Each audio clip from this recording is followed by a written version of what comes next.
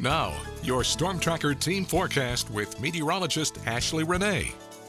All right, welcome back. We have had an active morning with the rain and, of course, a couple of accidents on the roads. Here's a look just across from our station towards Perkins Road, and now here's a look towards downtown. You can see a little bit of clearing in the clouds over the skyline, but, of course, all those dark clouds still just to the next of it, and also still some rain occurring for parts of our area. But thankfully, most of it has cleared out at this time, so that's some good news for those of you who are still trying to get on the road to get to work and maybe to school. 74 degrees, winds are out the south at 8 miles per hour. So here's a look at where we've had some heavy rain and light rain over most of our viewing area this morning. Pointe-Coupee Parish has been a little bit drier. We've pretty much been seeing that rain more so over East and West Baton Rouge Parish, Livingston, East Feliciana, and St. Helena. And while we were under a flash flood warning for the last couple of hours, Tangipahoa had some stormy weather activity with a couple of tornado warnings earlier this morning. But again, things are starting to improve a little bit. So right now our temperatures are in the low to upper 70s.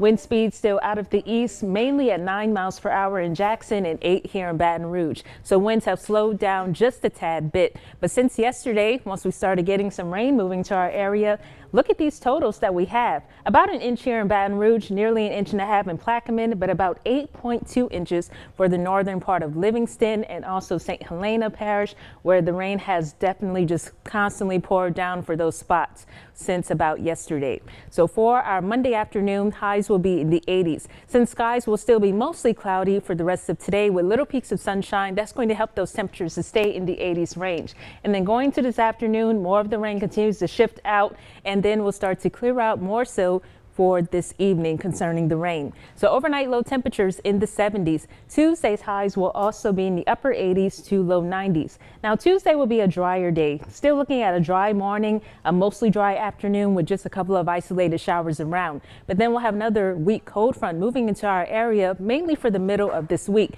So again, not expecting a cool down for the second half, but we will have some drier air surging in. And of course, when we talk about that drier air, that means lower humidity for us. So at the end of the week, dew points coming down, drier air in place, going to be feeling very nice and comfortable for any weekend plans that you may have. Again, not exactly cool, as those highs will still at least be in the mid to upper 80s, but is going to be feeling great. But for today, still keep your rain gear with you. But for the rest of the week, we're looking at drier conditions to stick around.